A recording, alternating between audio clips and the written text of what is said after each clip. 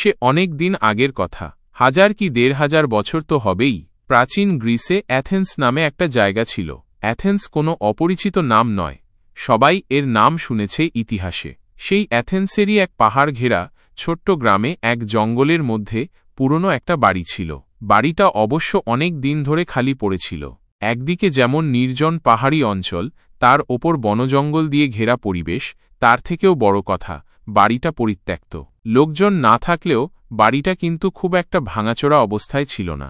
অর্থাৎ ইচ্ছে করলে পরিষ্কার করে সাজিয়ে গুছিয়ে নিয়ে বসবাস করা যায়।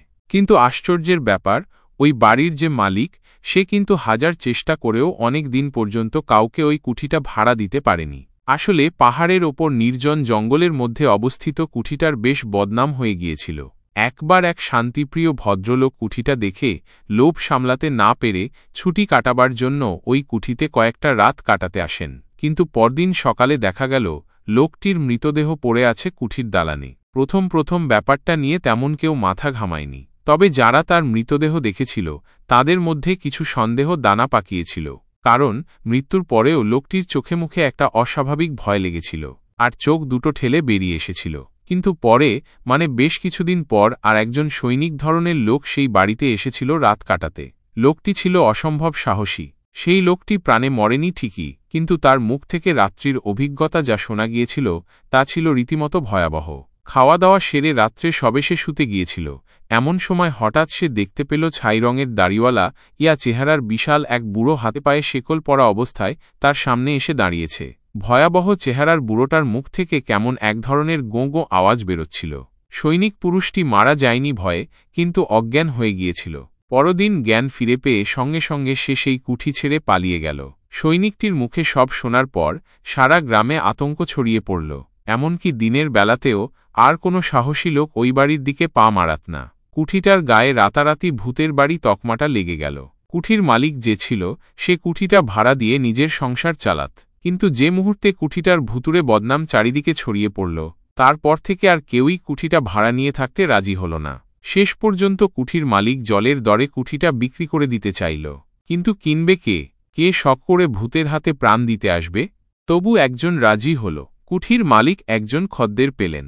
লোকটি ছিলেন তখনকার দিনে একজন নামকরা দার্শনিক। দার্শনিক মানুষরা সাধারণত নির্জন জায়গা পছন্দ করেন। তারা যুক্তি আর তর্ক দিয়ে সবকিছু বিচার বিশ্লেষণ করতে ভালোবাসেন। লোকমুখে কুঠিটার অপবাদের কথা এই দার্শনিক লোকটিরও কানে এসেছিল, কিন্তু তিনি মনে প্রাণে কোনো অলৌকিক ব্যাপার বিশ্বাস করতে চাইতেন না। তিনি স্থির করলেন, বাড়িটায় গিয়ে তিনি উঠবেন। মানুষের মধ্যে ভূতের ভয়ের অযৌক্তিক সংস্কারকে উড়িয়ে দেবেন।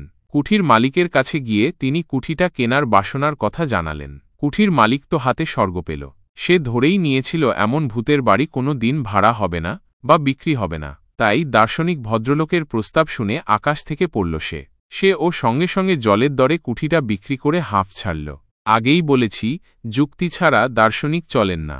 যা চোখে দেখা যায় না, হাত দিয়ে যাকে ছোঁয়া যায় না, অথবা অন্তর দিয়ে যাকে উপলব্ধি করা যায় না, তেমন কিছুতে তার বিশ্বাস আসবে কেন? নিজের সব জিনিসপত্র নিয়ে গিয়ে দার্শনিক ভদ্রলোক উঠলেন সদ্য কেনা সেই বাড়িতে। সারা দিন ধরে নিজের হাতে সব কিছু গোছালেন। নিজের হাতেই সব কাজ করতে হয়েছিল, কারণ বাড়িটার এমন বদনাম হয়েছিল যে বেশি পয়সার লোভ দেখিয়েও কোনো চাকর বাকর রাখতে পারেননি তিনি। যাই হোক, সারাদিন পরিশ্রমের পর দার্শনিক ভদ্রলোক বেশ ক্লান্ত হয়ে পড়েছিলেন। খুব একটা খাবার ইচ্ছে না থাকলেও রাতে সামান্য রুটি, মাংস আর কফি দিয়ে রাতের আহার শেষ করলেন। তারপর গিয়ে শুলেন তার ছোট্ট বিছানায়। মাথার কাছে সেকেলে ধরনের একটা জানলা ছিল, সেটা খুলেই রাখলেন। গরমের দিন, রাতের ফুরফুরে হাওয়ায় অত্যন্ত ক্লান্ত দেহে বাতি নিভিয়ে শোয়ার সাথে সাথেই তিনি গভীর ঘুমে তলিয়ে গেলেন। কতক্ষণ ঘুমিয়েছিলেন কে জানে। হঠাৎ একটা অদ্ভুত আওয়াজ আর অস্বস্তির মধ্যে তার ঘুমটা ভেঙে গেল।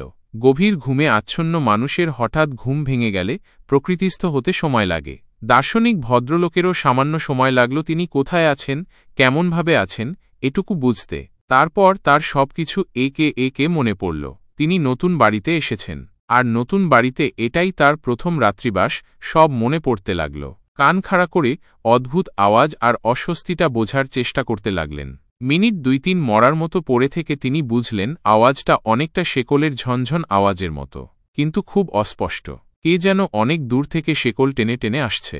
ধীরে ধীরে চোখ মেলে তাকালেন দার্শনিক ভদ্রলোক। জমাট অন্ধকার সারা ঘরে ছড়িয়ে আছে। মাথার কাছে জানলা দিয়ে কেবল আকাশটুকু দেখা যায়। অবশ্য সেই সময় আকাশটাকে আলাদা করে চেনা যাচ্ছিল না। আকাশের রং আর ঘরের রং এক হয়ে গিয়েছিল।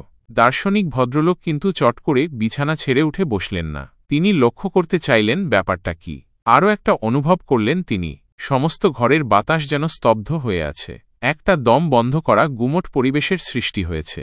অনেকটা সময় যখন এইভাবে কেটে গেল আর জমাট বাঁধা অন্ধকারটা যখন ধীরে ধীরে সয়ে এল, হঠাৎই তিনি আবিষ্কার করলেন হাতে পায়ে শেকল বাঁধা একটা অস্পষ্ট ছায়ামূর্তি আস্তে আস্তে ভেসে উঠছে। হাত নেড়ে সেই ছায়ামূর্তিটা কি যেন বলতে চাইছে তাকে। মূর্তির দুটো চোখ থেকে যেন জ্বলন্ত আগুনের আভা বেরোচ্ছে। দার্শনিক ভদ্রলোক ছিলেন প্রচণ্ড সাহসী। ভৌতিক কিছুতে তার তেমন বিশ্বাস ছিল না। তবু ভয় না পেলেও একটা অদ্ভুত বিস্ময় তাকে কিছুক্ষণের জন্য আচ্ছন্ন করে ফেলল। তিনি বুঝতে চেষ্টা করলেন জিনিসটা কি। কোনো ভয়ঙ্কর দানব নাকি কোনো অসৎ মানুষ ওইভাবে সাজগোজ করে এসে তাকে ভয় দেখাচ্ছে। শুয়ে শুয়ে এসব নানান যুক্তিতর্ক যখন তার মনে ঝড় তুলেছে, তখনই তিনি দেখলেন সেই হাতে পায়ে শেকল পরা ছায়া ছায়া মূর্তিটা ধীরে ধীরে তাঁরই দিকে এগিয়ে আসছে। দুচোখ সেটার তখনও জ্বলছে। সে যেন মুখ হাঁ করে আর হাত পা নেড়ে কিছু যেন বলতে চাইছে তাকে। আর হাত পা নাড়ার সাথে সাথে শেকলের ঝনঝন আওয়াজটাও ক্রমাগত শব্দ তুলছিল। অন্য কেউ হলে এতক্ষণে নিশ্চয় অজ্ঞান হয়ে যেত ভয়ে, অথবা দুর্বল হৃদয়ের লোক হলে মৃত্যু হত ভয়ে। কিন্তু অত্যন্ত সাহসী এই ভদ্রলোকটির কিছুই হল না। বরং তিনি যেমন ছিলেন সেইভাবেই তাকিয়ে রইলেন ছায়ামূর্তিটার দিকে। আসলে তিনি দেখতে চাইছিলেন মূর্তিটা এরপর কি করে। এক মুখ দাড়ি গোঁফের জঙ্গল আর এক মাথা রুক্ষ চুলে মূর্তিটাকে তখন বেশ বীভৎস আর ভয়াবহ মনে হচ্ছিল। তার ওপর তার হাতের নখগুলো ছিল বেশ বড় বড়। হাতের তীক্ষ্ণ আর বড় বড় নখ দেখে দার্শনিক ভদ্রলোকের মনে একটা অন্য ধরনের ভয়ও এল। ভূত তিনি বিশ্বাস করতেন না। মৃত্যুর পর প্রেতাত্মা মানুষের কতটা ক্ষতি করতে পারে সে সম্বন্ধে তার কোনো ধারণাই ছিল না। অদেখা এমন কিছু পৃথিবীতে আছে বলেও তার বিশ্বাস ছিল না। ভূতের চেয়ে জ্যান্ত চোর ডাকাত মানুষের বেশি ক্ষতি করে বলেই তিনি মনে করেন। কিন্তু এখন তিনি কি করবেন? সম্ভাব্য বিপদের থেকে আত্মরক্ষার উপায় ভাবছিলেন যখন হঠাৎ সেই সময় দার্শনিক ভদ্রলোক লক্ষ্য করলেন মূর্তিটি আর এক পাও না এগিয়ে এসে ক্রমাগত পিছু হটতে লাগল। পিছতে পিছতে একসময় সে ঘর পরিত্যাগ করল। অশরীরী মূর্তিটিকে পিছিয়ে যেতে দেখে দার্শনিক ভদ্রলোকটি ক্ষণিকের অবশ অবস্থা ত্যাগ করে তড়াক করে বিছানা ছেড়ে উঠলেন। তারপর নিজেও ছুটে ঘর ছেড়ে বাইরে এসে দাঁড়ালেন। অশরীরী মূর্তিটা ভূত বা অদ্ভুত যাই হোক, দার্শনিক পরম বিস্ময়ে লক্ষ্য করলেন বারান্দা পার হয়ে মূর্তিটা ধীরে ধীরে নিচে নেমে গেল। তারপর লম্বা উঠোনের ঠিক মাঝ বরাবর গিয়ে হঠাৎই যেন কর্পূরের মতো মিলিয়ে গেল। দার্শনিক একবার চিৎকার করে উঠলেন বলে, কিন্তু উত্তরে কেবল অনেক দূর থেকে ভেসে আসা অস্পষ্ট গোঙানি ছাড়া আর কিছুই শুনতে পেলেন না। উঠোনের ঠিক যে জায়গায় মূর্তিটা অদৃশ্য হয়েছিল সেইখানে দাঁড়িয়ে অনেকক্ষণ গুম হয়ে কি যেন ভাবলেন তিনি। আরও দু-একবার ডাকাডাকি করেও কারও উত্তর কিছু পেলেন না। বিফল মনোরথ হয়ে তিনি ঘরে এসে শুয়ে পড়লেন। বাকি রাতটা তিনি এই অদ্ভুত ব্যাপারটা নিয়ে চিন্তা করতে করতে কাটিয়ে দিলেন।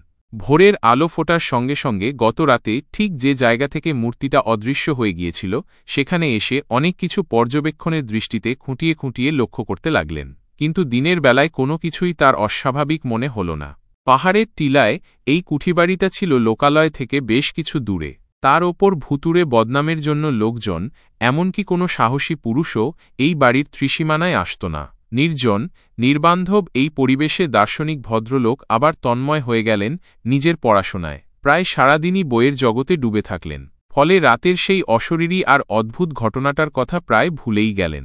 রাতের খাওয়া দাওয়া সেরে যখন বিছানায় শুতে এলেন তখনই আরেকবার তাঁর গত রাতের ঘটনাটার কথা মনে পড়ল। কিন্তু ঘটনাটিকে তিনি তেমন আমল দিলেন না। ভাবলেন অত্যধিক ক্লান্তি আর চিন্তাগ্রস্ত থাকার জন্য আধা ঘুম আধো জাগরণে কি দেখতে কি দেখেছিলেন। বিছানায় শোয়ার সাথে সাথে ঘুম না এলেও কিছুক্ষণের মধ্যেই গভীর ঘুমে তলিয়ে গেলেন। ভয়ডর না থাকার জন্য সবকিছুকে অলীক বলে উড়িয়ে দিলেও আজ রাতেও কিন্তু গত রাতের ঘটনার পুনরাবৃত্তি হল। এমনকি তার পরের রাতেও একই ব্যাপার ঘটল। পরপর ৩ রাত্রি একইভাবে অশরীরী মূর্তির আবির্ভাব এবং একইভাবে হাত পা নেড়ে কিছু বলতে চাওয়ার চেষ্টা এবং একইভাবে উঠোনের ঠিক একই জায়গায় এসে তার মিলিয়ে যাওয়া দার্শনিককে বেশ ভাবিয়ে তুলল। তিনি কিছুতেই কোনো ব্যাখ্যা দিয়েও বুঝতে পারছিলেন না এটা কেমন করে হচ্ছে, কিভাবে হচ্ছে। অবশেষে চতুর্থ দিন সকালে দার্শনিক কিন্তু আর সবকিছু নিছক কল্পনা বলে উড়িয়ে দিতে পারলেন না। আবার ভয় পেয়ে বাড়ি ছেড়ে পালিয়েও গেলেন না। তিনি মনে মনে ভাবলেন, নিশ্চয় এর মধ্যে অনুসন্ধানের কিছু আছে। সত্যিই যদি কোনো অশরীরী প্রেত হয়ে থাকে, তাহলে সে নিশ্চয় তাকে কিছু বলতে চাইছে।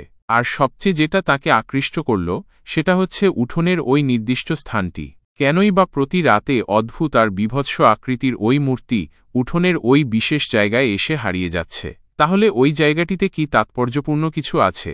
এর তদন্ত হওয়া প্রয়োজন। চতুর্থ দিন সকালে আলো ফোটার সঙ্গে সঙ্গে দার্শনিক আর বাড়িতে বসে রইলেন না, চলে গেলেন শহরে। প্রথমেই তিনি যোগাযোগ করলেন স্থানীয় ম্যাজিস্ট্রেটের সাথে। সব কথা তাকে খুলে বললেন। অন্য কেউ হলে হয়তো ম্যাজিস্ট্রেট সাহেব পাগলের প্রলাপ বলে উড়িয়ে দিতেন, কিন্তু এই দার্শনিক ছিলেন বেশ নামী লোক। জ্ঞানী এবং বুদ্ধিমান হিসেবে তিনি বেশ পরিচিত ছিলেন সকলের কাছে। তাই তার কথাকে হেলায় উড়িয়ে দিতে পারলেন না ম্যাজিস্ট্রেট সাহেব। কালবিলম্ব না করে তিনি বেশ কিছু মজুর নিয়ে ফিরে এলেন দার্শনিকের কেনা নতুন বাড়িতে।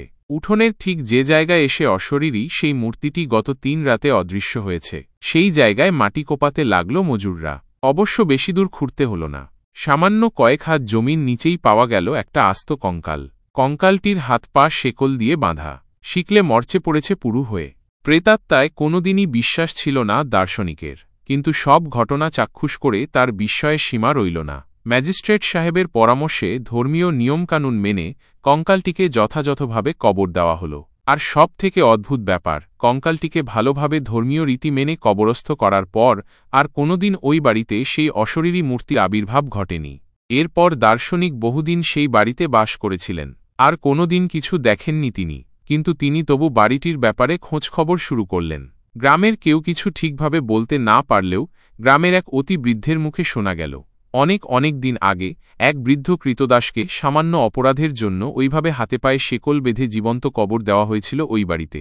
এ ঘটনা সত্য কি মিথ্যা জানার উপায় নেই, তবে দার্শনিক বুঝেছিলেন মৃত্যুর পরেও আত্মার আসা যাওয়া থাকে, আর সে আত্মা যদি অতৃপ্ত হয় তাহলে অশরীরী রূপ নিয়ে মানুষকে দেখা দিতে চায়।